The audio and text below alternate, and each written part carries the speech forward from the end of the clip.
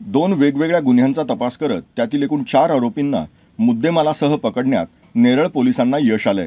Neral police ठाण्याचे प्रभारी अधिकारी शिवाजी ढवळे यांच्या नेतृत्वाखाली नेरळ पोलिसांनी पुन्हा एकदा धडाकेबाज कामगिरी केली आहे. त्यामुळे त्यांचं सर्वत्र कौतुक होत आहे. याबाबत पोलीस सूत्रांकडून मिळालेल्या माहितीनुसार 26 मे रोजी मौजेमाले गावात राहणारे गोपाळ लक्ष्मण वेहले यांनी त्यांच्या घराच्या मागे मोकळ्या जागेत चरण्यासाठी सोडलेले 3 बैल हे कोणीतरी अज्ञात चोरट्यांनी चोरून नेले होते. ही बाब लक्षात आल्यावर वेहले यांनी तात्काळ नेरळ पोलीस ठाणे इथं तक्रार दाखल केली होती.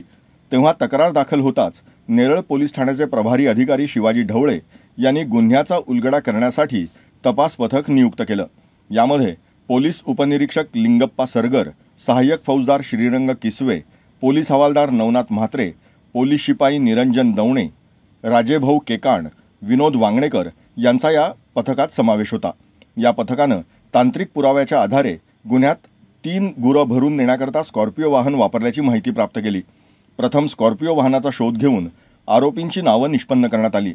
या आरोपींमध्ये साहिल नावेद शेख, इम्तियाज मोहम्मद इलियास शेख, अकबर जाबा शेख, सर्व राहणार रेतीबंदर रोड, कल्याण पश्चिम यांना अटक करण्यात आली. तसंच आरोपींनी गुन्हा करण्याकरता वापरलेली एक निळसर रंगाची स्कॉर्पिओ गाडी ही देखील हस्तगत करण्यात आली आहे. तर दुसऱ्या प्रकरणात नेरळ निर्माण नगरी सोसायटीच्या मोकळ्या जागेतून चिराग धुळे यांची दुचाकी चोरी झाल्याची तक्रार देण्यात आली होती.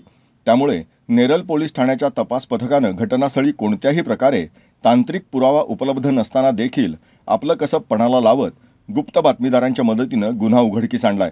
या गुन्ह्यातील आरोपी सचिन सोनावणे आरोपीच्या ताब्यातून नेरळ पोलीस ठाण्याकडील नमूद गुन्ह्यात चोरलेली मोटरसायकल तसंच पनवेल, कामोठे, नेरूळ पोलीस ठाणे हद्दीतून चोरलेल्या अशा एकूण 5 दुचाकीही हस्तगत करण्यात आल्या आहेत. आरोपी हा सध्या पोलीस कोठडीमध्ये असून नेरळ पोलीस अधिक तपास करतायत.